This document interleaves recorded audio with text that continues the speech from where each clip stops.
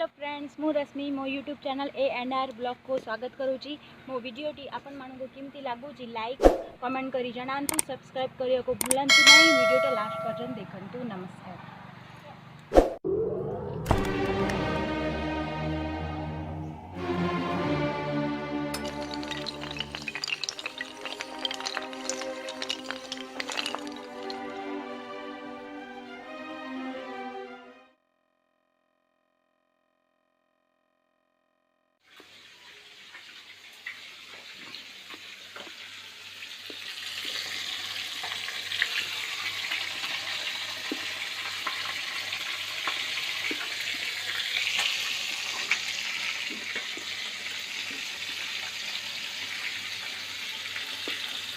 Bell Basaria कंढई तू मोर हीरा तू मोती तू मोदुई आखिर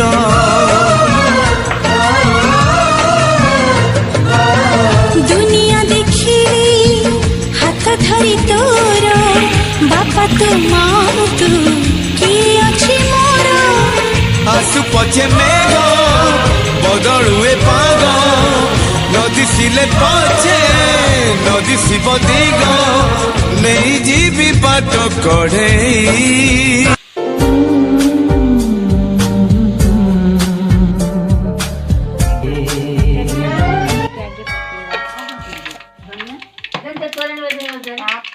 कटा है जो आलू बड़ा बड़ा पीस ताको पकेवा तेल रे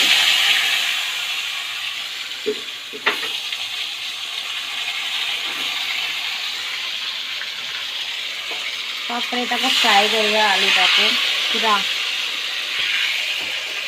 हल्का टे ब्राउन होला पर्यंत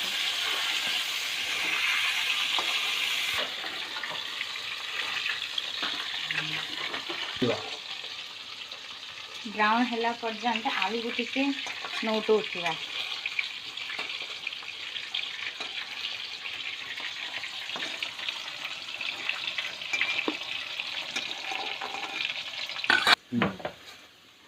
आलूटा ऑलरेडी ब्राउन हो गलानी तापरे आमे मसला पकेवा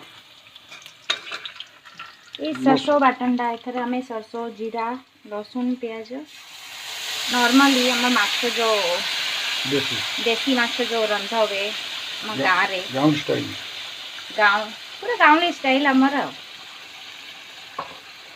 तापरे आमे ताको टिके गोलेवा मसला टाको मिक्स करिया आलू दिहरे तापरे आमे ताको 2-3 मिनट छाड़ीवा टिके मसलाटा हेई आसला बेलू जो टिके तेलिया अंश टिके बाहर तापरे आमे हल्दी लुण लंका गुंडा पकेवा से पर्यंत अपेक्षा कर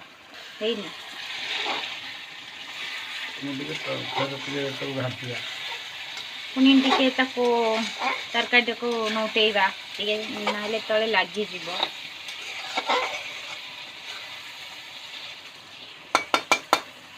हल्दी गुंड पकेवा यहाँ है हल्दी गुंडा आम जी खाऊ स्वाद अनुसार आम पकेवा ना बेसी हल्दिया हो लुण पकेवा लुण भी स्वाद अनुसार तापरे लंका गुंड पकेवा आमर अल्प राग खाती से मु अल्प पकाउची जी चाहिए से पकई पार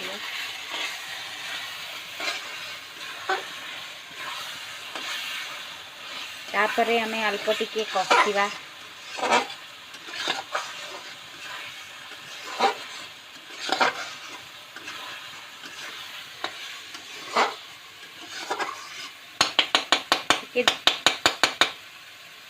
मिनट छाड़ी दबा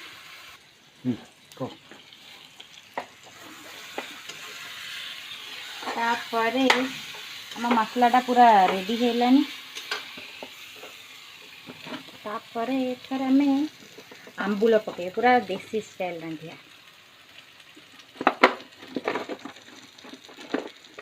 2टा आंबुल पके बेसी खट्टा हो टेस्ट भी आमर भल आसीबो।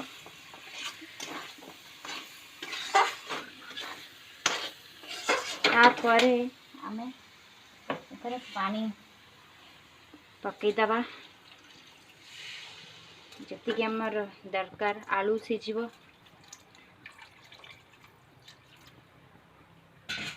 तापरे 10-15 मिनट आमे छाड़ीदबा। माछ तरकारीटा रेडी हो गला। माछ तरकारी भल लगुच ना? हाँ पूरा एकदम बढ़िया। जे तते केमती लागुच? ये मो सासू खाउछंती।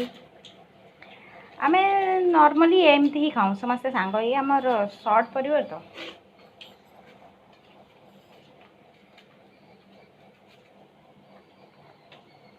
धीरे धीरे खा ना तंटी की नागियो।